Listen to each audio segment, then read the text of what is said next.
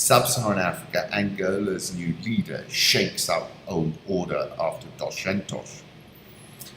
When the ailing Dos Santos stepped down, Lourenco, the former defense minister, was generally expected to conduct business as usual, but Lourenco, 63, quickly appointed a crop of new ministers to differentiate himself from Dos Santos and replace key security personnel. Joao Lourenco has been busy consolidating his power in Angola following the smooth transition of power from Dos Santos.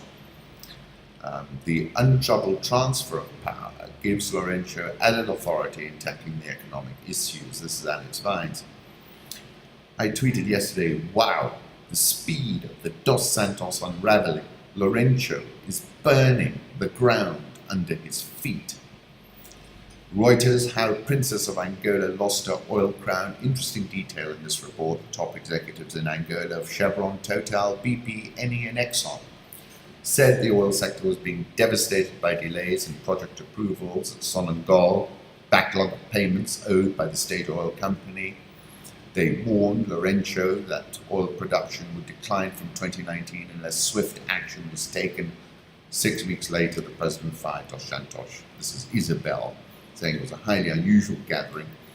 Foreign oil firms operate all of Angola's production and hold huge sway. So to repeat it, the speed of the Dos Santos unraveling is just unprecedented. The ground is being burned under his feet.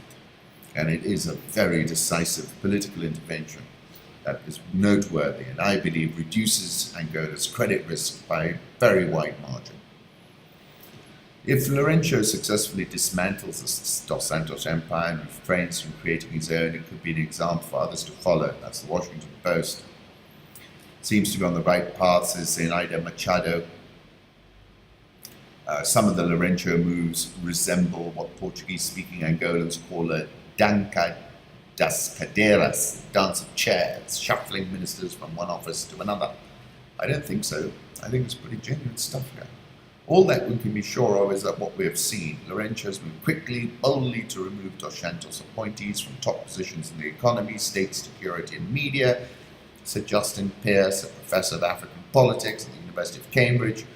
Many politicians the world over have come to power with promises of sweeping change only to disappoint. Let's give him credit for what he has done and remain vigilant to what is ahead. So, just to reiterate that point, the speed of the unraveling is just unprecedented. I think he's really moved decisively in burning the ground over the old Dos Santos patronage system.